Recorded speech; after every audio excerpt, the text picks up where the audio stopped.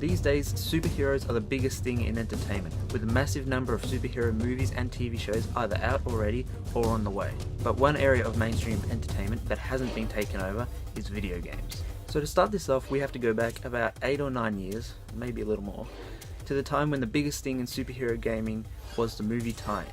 Batman Begins, Superman Returns, Spider-Man, Iron Man, every hero who had a movie out had a shit game out to make players immediately regret wasting their hard-earned. That was until 2009, when Rocksteady, Warner Bros. And DC went against this trend to make a game completely unrelated to any animated series or movie at the time. That game was Batman Arkham Asylum. Now this was a major surprise considering just a year earlier, DC and Warner Bros. Had a major hit in cinemas with The Dark Knight, and a game based on that movie would have flown off store shelves. But instead they went an entirely different path and took a punt on Arkham Asylum. And it paid off, as this game was a huge success and massively raised the bar for what a superhero game could be. Over the next 6 years, the Arkham series went from strength to strength, so naturally you'd assume DC's biggest competitor in Marvel would have followed suit. But that wasn't quite the case. So what were Marvel doing throughout this time?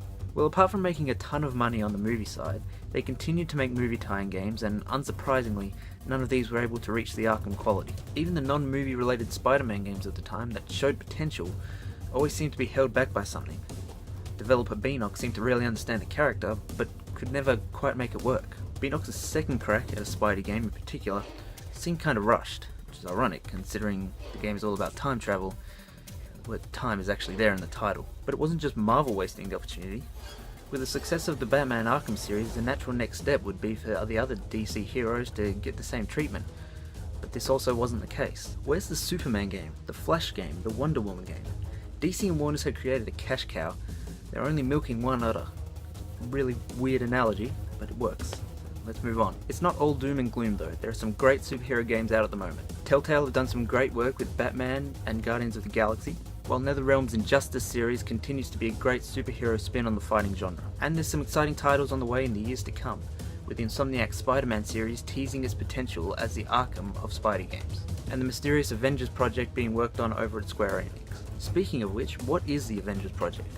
Is it just one Avengers game, or is it the start of a Marvel video game universe where each Avenger gets their own game in the build up to an eventual team-up game? And what is DC planning? Are Rocksteady making a Superman game? Is there a Justice League game in the works? Are Warner Bros. Montreal continuing the Batman Arkham franchise in some way? I guess we'll just have to wait and see. So where are all the superhero games? Well, Marvel and DC have both been slow to react, and it's been much too long a wait, but perhaps the superhero games we've all been waiting for are finally on their way. Thanks for watching, guys. Remember, like, comment, subscribe, share the video around, check us out on Twitter at AUKS Social, and until next time, I guess I'll see you later.